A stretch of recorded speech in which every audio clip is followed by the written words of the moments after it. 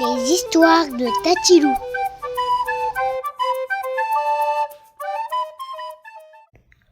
Loulou le Pou. Un beau jour, Loulou le Pou tomba de la chère tête blonde qui jouait dans le jardin. Il fit des sauts de puce désespérés pour retrouver cet abri doux et frisé. Mais trop tard, l'enfant était déjà parti.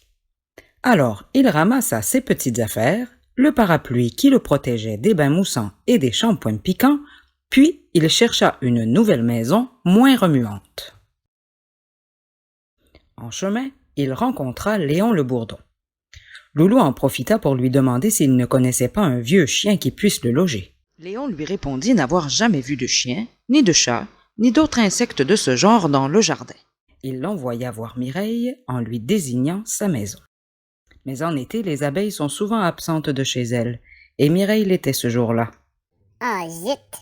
dit le Pou devant la porte close. « Je vais être obligé de me débrouiller tout seul. »« Bonjour Léon, belle journée !» dit Mireille. « Ah, bonjour !» dit Léon en faisant un bond de surprise. « Je pensais que tu étais chez toi. »« Mais pourquoi ?» demanda l'abeille intriguée. « Parce que je crois que quelqu'un t'attend et que ce quelqu'un est laid comme un pou. »« Voyons voir, » dit Mireille en prenant un air avisé et réfléchi. « S'il est laid comme un pou, c'est sûrement un pou. Et les poux aiment le miel. » affirma le Bourdon. « Ah non, pas mon miel !» s'écria l'abeille en se précipitant chez elle. Heureusement, il ne manquait aucun de ses poux. Mais au milieu de la nuit, Mireille fut réveillée par des bruits suspects. Elle alluma sa bougie et traversa la chambre pour s'assurer que le pou n'essayait pas de pénétrer dans le buffet où elle tenait son miel. Personne ne s'y trouvait. Aussi, elle revint sur ses pas, souffla sa bougie et se remit au lit. En fait, tous ces bruits venaient de l'extérieur, où Loulou retapait une petite maison abandonnée proche de celle de Mireille. Quand l'abeille se leva le lendemain matin, la première chose qu'elle vit fut un pou en train de poser un écriteau. Loulou, salon de coiffure. Mireille était coquette. Elle se rendit le même jour chez notre coiffeur. « Je pourrais te faire quelque chose de plus zen, » dit Loulou en tournant autour de l'abeille.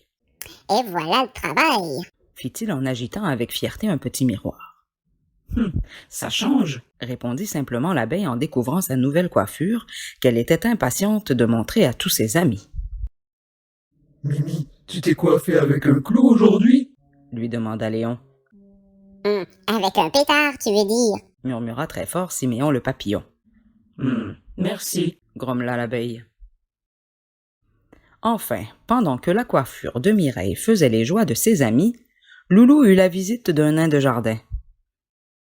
Étant d'une nature plutôt curieuse, le nain se pencha et essaya de passer la tête par la porte en criant « Y a-t-il quelqu'un » À cet instant, notre pou sauta et se cacha dans la barbe du lutin.